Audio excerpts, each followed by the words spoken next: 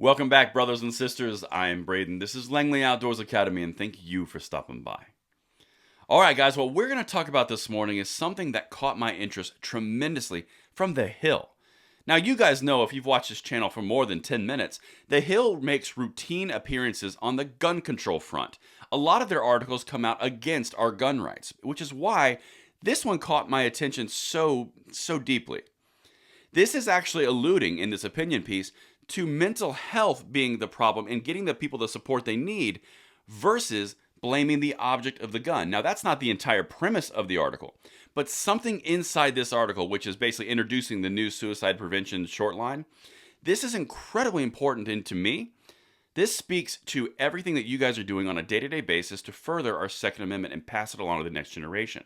We're doing incredible work together, and like I said, to me, I'm hearing a lot of things going through here in this article, also in national polling against AR bans as AWBs are introduced in the House. This is interesting, so let me know what you guys think in the comments field below. Everything is linked for your review if you want to dive in deeper. But let's get into this because this is intriguing stuff. All right. So the article that we're talking about here is an opinion piece out of The Hill, as I mentioned. Improving teen mental health resources can reduce gun violence. Now, right off the bat there, the gun violence term is a made-up term. It's not the gun, it's obviously the person. But that's what this is addressing, and that's why it caught my interest. Because again, this is in The Hill. If you're tying mental health as part of the original cause, you guys are making a difference. Again, the battle's not over. This is going to be a long-term thing, but the trend in the needle is moving. Let's keep going. Like I said, everything is linked. Now, keep this in mind, okay? This is from an article a video we did earlier on an article this week around polling against AWBs. But there is less support for an outright assault-style weapons ban among gun owners as opposed to other gun control measures, with 55% opposed to such a ban. Again, that video is linked if you want to watch the whole thing a little bit deeper.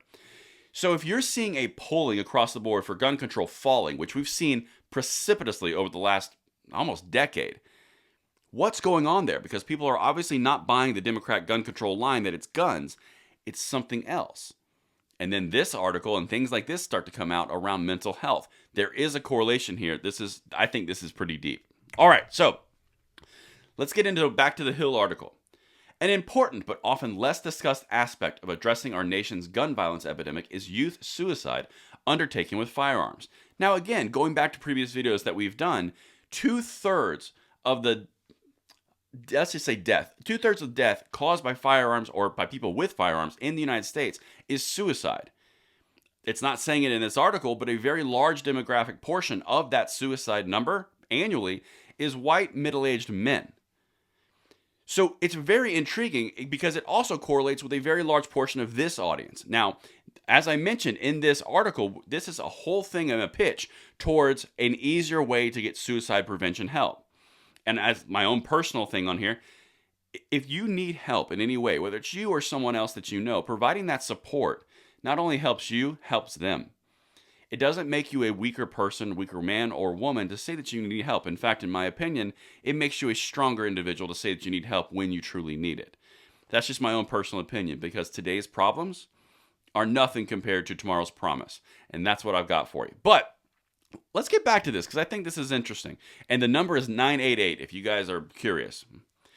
Thankfully, the Federal Communications Commission has begun a much-needed transition to a voice and text system that will use 3 digits, 988, as the connecting number, very similar to 911. So the idea is it's getting shorter to help more people. Again, that's the premise of the article, but listen to where it goes because this is very interesting. Beyond this technological switchover, it will be important to get the word out widely through mass media and social media. We already have 911 ingrained in our consciousness for other emergency calling. It's now time to do the same for 988. Parents and teachers also can encourage youth to save the number in their smartphone contact list in order to make it always accessible. Again, this is angling towards those that have potential to harm others or themselves with mental support, not gun control and restrictions.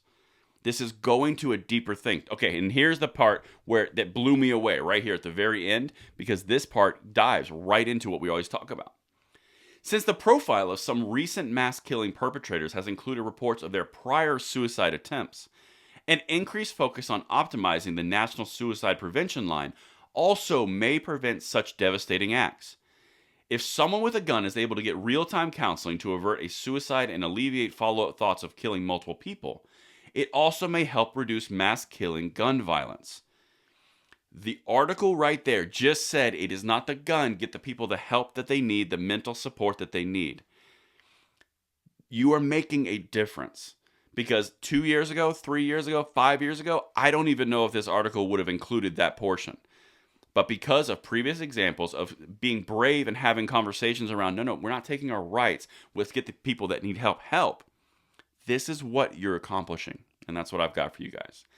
Let me know what you think in the comments field below, and I will see you on tonight's episode at 9 p.m. Braden, signing out.